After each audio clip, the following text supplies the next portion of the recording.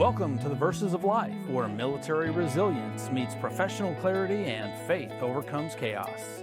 Get battle-tested wisdom with biblical insight to triumph through growth. Now for your host, Dr. Veronica Sites. We are back with the second part of an interview with Hannah Bauer, and she is the author of Hustle with Heart. It is a framework that leads people through dramatic and effective transformation. She is a thought leader and an authority in her space. Welcome back, Hannah. Thank you. Thanks for having me. Of course, of course. We're going to pick up where, I didn't know when my daughter started using this term nap attack, that she was actually describing from the childlike perspective, verbiage and everything. Something was going on that I was a young mom, I didn't know, and all I could do was read the signs. Yeah. And she used this term nap attack, and what I would see is she would just plop to the floor, or she would sit down, or she'd lay down. And it was never like she passed out or lost consciousness or anything, but it was interesting because she was not the dramatic child. She was my more sense and sensibility child. If it had been her sister, I would have known, Emmy Award, she's ready. But, but a parent can't know what they don't know. Right. And you are the child that's going through everything that you experienced. Now we're going to fast forward to, it was 20 years after that historical procedure that then you became aware that you're a history maker. You're not just, that's not an understatement. For anybody to get to engage with you, I really want you to wrap around and consider we have access to individuals that are walking miracles, remarkable life changers. And the most incredible part about it is you are where you are, not only because of what has kept you alive, but the mindset, the framing, the transformation of everything. You could not have known at 6, 10, 12, 14 that the very thing, the organ that needed attention would produce a framework that epitomizes what was in God's blueprint all along. His plans were never to harm you. They were always to prosper you. And Hustle with Heart gives the audience a framework to refer to. With that said, Hannah, what do you hope that people will do with adversity in their own life? So a few things, and again, the reviewed experience, right? Once I had that surgery, and it wasn't magical and everything's back to normal, I had to learn, and I didn't even realize I didn't know how to be human in a sense, because I was in a bubble, right? I grew up in the hospital. I grew up to monitors. I knew when I was okay, when I wasn't okay, because I had all these monitors that would tell me if I'm okay, if I'm not okay. If I wasn't okay, I knew a person was going to walk in the door. They were going to check on me. Even if I felt okay and something wasn't quite right, there were all these signals, right, that would tell me. And I didn't know. Even after I had the surgery, what started happening is that my heart was in the normal range and even go into the lower ranges, which is normal. But for me, I felt like I was dying.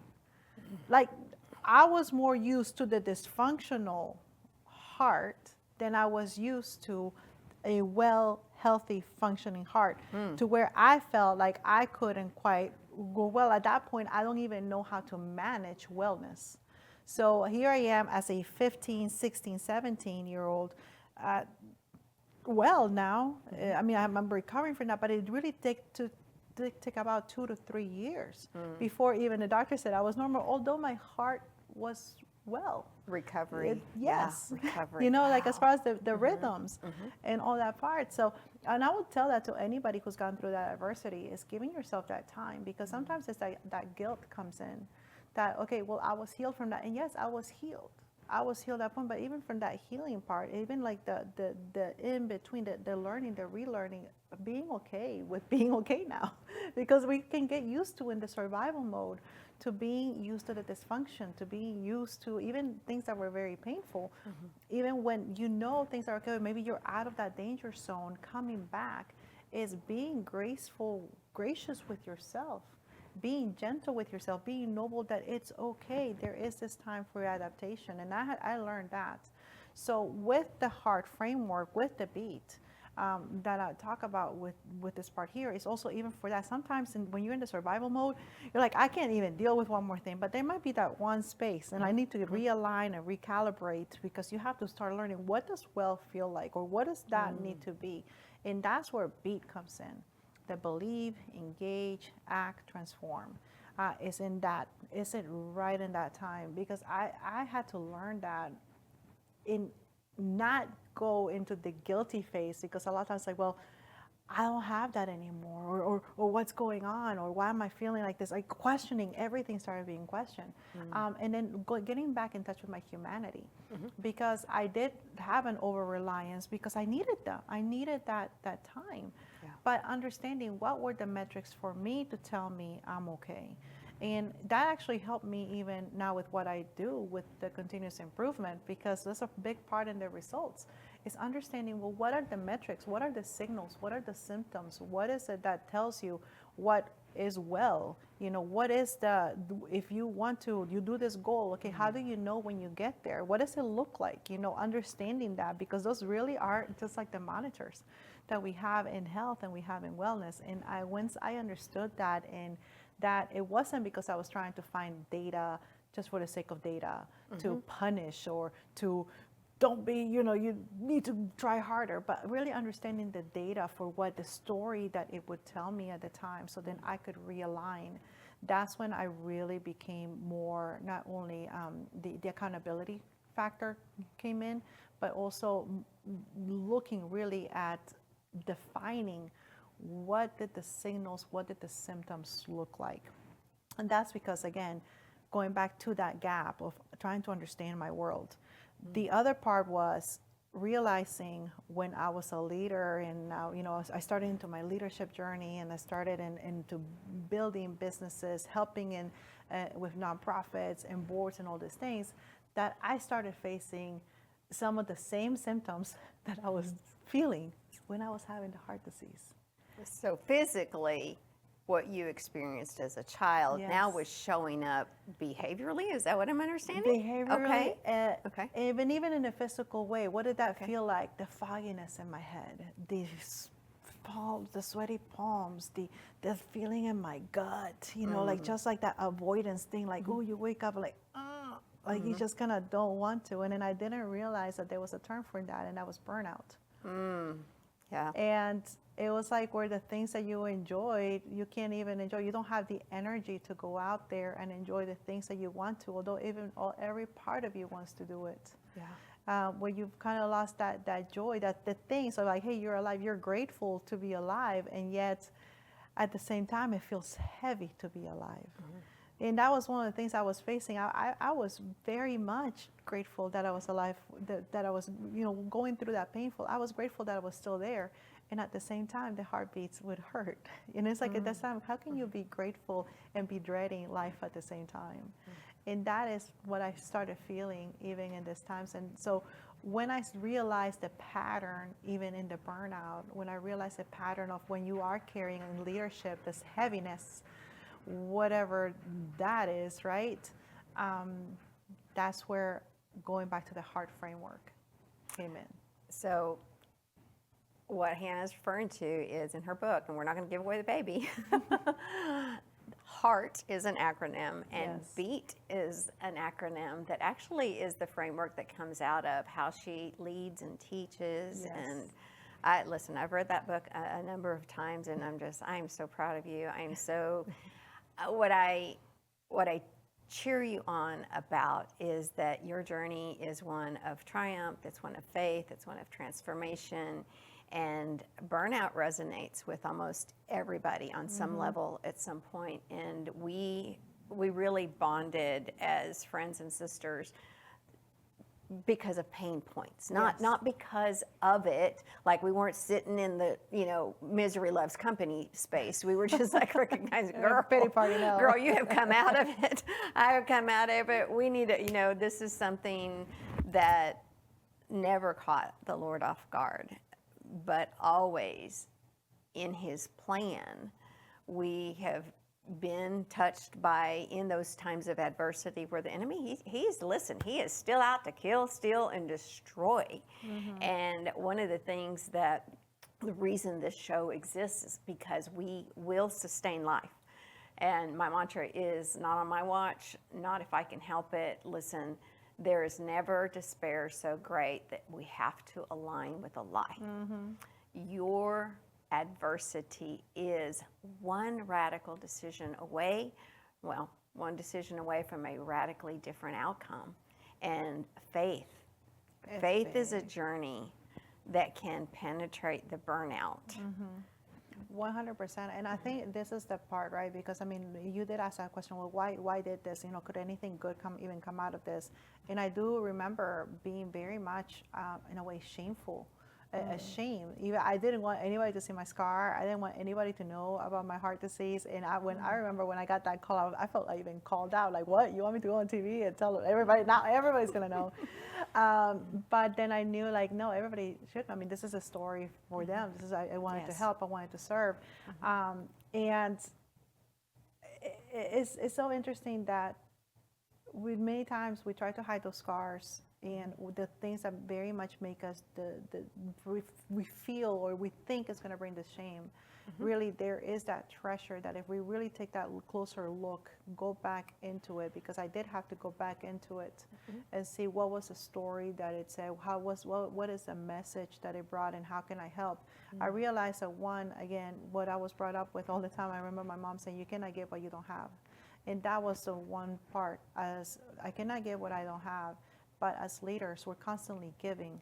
And this is also where the burnout comes in, because the burnout is we're trying to have a inspired, engaged workforce that is producing well, that, is getting out there, performing, that is achieving all of these things. And yet we ourselves are running on fumes, if there's any left. So a lot part of realizing what the heart meant, heart for my body was one organ, yet it affected my muscles because I couldn't move. It affected my skeletal system. It affected my respiratory system. I didn't have a problem with my lungs, but yet I couldn't breathe because my heart wasn't well. So it's understanding the systematic view, and that was one of the things that having even my heart disease since a child, I understood systems. So that was the part that I even call upon leaders, is to look at your organizations, look at the systems inside the organization, because a lot of times the overwhelm comes in because we're trying to fix it all at one time, and you might feel it in everything. But there's one particular part that if you concentrate on that one system, you're going to see the impact on everything else. Yes. For a body, it may be rest. I mean, it might be showing up in high glucose. It might be showing up in headaches. It might be showing up in all kinds of different ways. But the reality is you just need to sleep your full hours. And you get that, other things are going to align. So it's even looking at it, right, from the systematic part in the organizational way, because when we're leading, I mean, we have followers. If, the leaders lead, everything. And we really need to be living. We need to be leading like we live, and vice versa. We need to live as the leaders that we're called to be. And, what is so incredible about systems is, I study the brain. I help people transform through the renewing of mind, because, though Scripture tells us to do that, it doesn't really lay it out how. It's that intimate relationship. It's really getting to know the author, God, through His Word, and the very meaningful things as to how He really talks. He's all about systems. I mean, not only did He create them, but I get a lot of flack about this, Hannah. Really? But, I get a lot of flack about talking about bowel movements. And okay, so look, we're going to talk about it for just a minute, because number one, listen, our bodies are going to talk to us. And there are metrics that are natural that we never pay attention to. So if you have IBS or you're having gut issues, listen, that is your first sign. When the pudding changes, it is time to go, wait, what's up? You know, the thing about it is, when we don't learn to tune in to the central operating system, which is heart and the mind behind an organization. So brain and heart connection Big time. they're not just 18 inches apart. They're so very connected. And the thing about it, that going through what you've been through, you indirectly got a medical education that you now convert over to corporate America leadership, because the thing is, you know, we're human. All of us are human. Because I am a responder and I work with responders. Sometimes I get flack from a civilian that says, you know, you talk about poop so much. And well, here's the thing. We are an emotionally constipated society, and we don't recognize what it looks like. It looks like poor leadership. It looks like, you know, all the symptoms. Somebody's not showing up on Monday probably because they partied too hard Friday, Saturday night. They have Friday-itis. You know, they extend a 3-day weekend into a 3 or 4-day weekend. But that's one of the signs of life. That's one of the basic signs of life. You know, if you talk about the smallest cellular level, they have to excrete. Yes. The toxin. I mean, that's, otherwise you're not considered a living organism. Correct. Like, that's the basic. So an organization is a living organism. A community is a living community. We want a thriving community. We don't just want you alive. We want you to thrive. There is going to be waste. Go, girl. There's going to be movement. It has to be. That's Mm-hmm. part of the process. Mm-hmm. It's the removal, right? The passing through, the being able to catch. I mean, it very much is. You know, even in heart attack, because a lot of people, they thought, you know, like they thought, well, oh, if you're holding your arm, that's like the heart attack. Well, that's for like the males, right? Or even they talk about the women in heart attack. Where does it start? Indigestion. In the stomach, right? I mean, you think about that, because like all the worry that we carry many times, right? I mean, like that part is in the gut. So definitely something to look into, the systematic part, and that goes back to leadership too. I mean, like, there's a gut to leadership. There's a feeling. There is a rhythm. What I talk to my leaders about is finding that rhythm in your organization. And there is time to rest. There is time to expulse. I mean, there is part of it. Even in Six Sigma, we have talking about waste. We talk about getting rid of that waste. In Six Sigma, the continuous improvement, we have 8 wastes. Those 8 wastes are things that are there that we need to remove. We need to make a way so that they are not a way. That's how we become effective. That's how we become profitable. That's how we get to 99.9999% accuracy in Six Sigma. That's what that means. One of those wastes is a waste of the loss of human potential. Meaning that we're losing human potential. We're basically wasting away the human potential. And that's why I am passionate about heart. I am passionate about beat. I'm passionate about leadership, because that is one of the things that I do believe is plaguing, is this massive amount of waste when it comes to the humanity, the potential that we have. And we come up with all these tools which are supposed to serve us, are supposed to amplify us, yet many times these tools are looked at as a way to replace even moments that we enjoy, right? Because now I don't have to go there anymore. I can just watch it on my screen. You know, I don't have to travel. You know, I don't have to like really taste it. You know, we can watch somebody else taste it and see their reaction. So I'm living all of these other things that are not really virtual. Taking it in, right? Virtual. The virtual aspect, that even the artificial intelligence, you know, where it's looked at, and some people are looking at it as a way to replace positions instead of amplifying positions.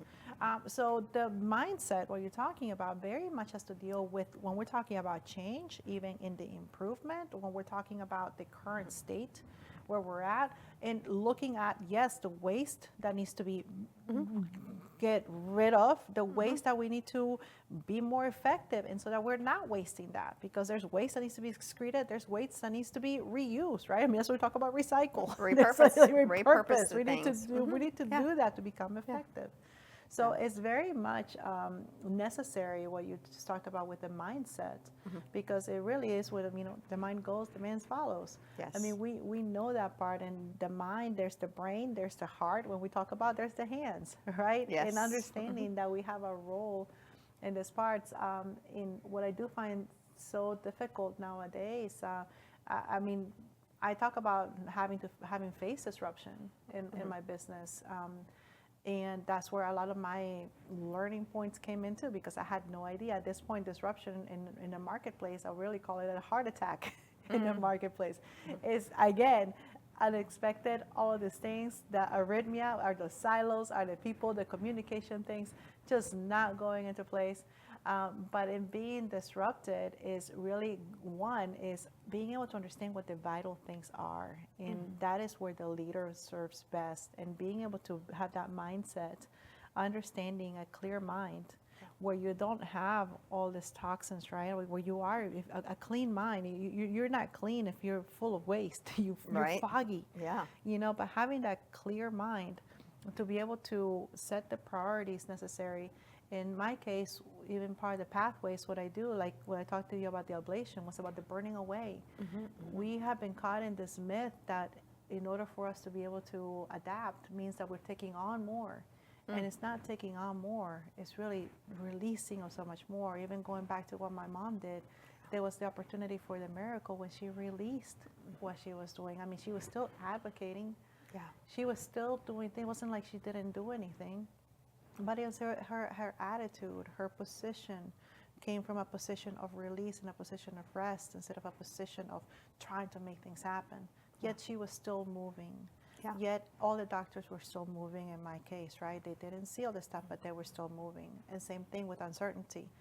You may not know all the stuff, but you're still moving, but you really have to also enter in that movement, enter into that rest. And that's going to come with that clarity. It's going to come with letting go of the waste. You got to let go of the waste. And you got to find out, well, what are the things that I do, I can do to not be wasteful, which is different than letting go of the waste. Yes. But it very much becomes a factor in uncertainty.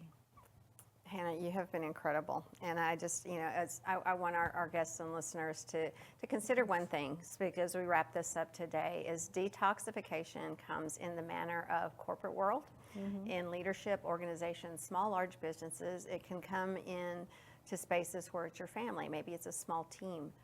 But detoxifying, I would to consider this. There are many that complain, they drain the energy workforce out of toxicity. And when we hire coaches, consultants, speakers to come in and actually address that, what we're doing is we're actually posturing for releasing what is not as productive and then giving life flow into what is going to elevate the productivity, expand its individual members, the organizations, and connect with Hannah. Her website and all of her information is down here. You'll see that. She's an excellent speaker to have come, and a consultant and trainer to just give a boost. I can't thank you enough, Hannah. And I do want to wrap up with this. Scars are sacred. Scars are the evidence that something has healed on the outside. The inside work is where we need the experts, where she and I are available. There are many others that you will connect with here on the Verses of Life. I am Veronica Sites. I am speaking life into you. I hope that you have heard life spoken into you from Hannah today, and I look forward to seeing you at the top. Awesome. Thank you. Awesome. All right. This has been the Verses of Life, where warriors and professionals live life on purpose, silence doubt, and lead with action. Stay strong, stay grounded, and remember, growth through pain reveals a greater purpose. Stay. The world needs you.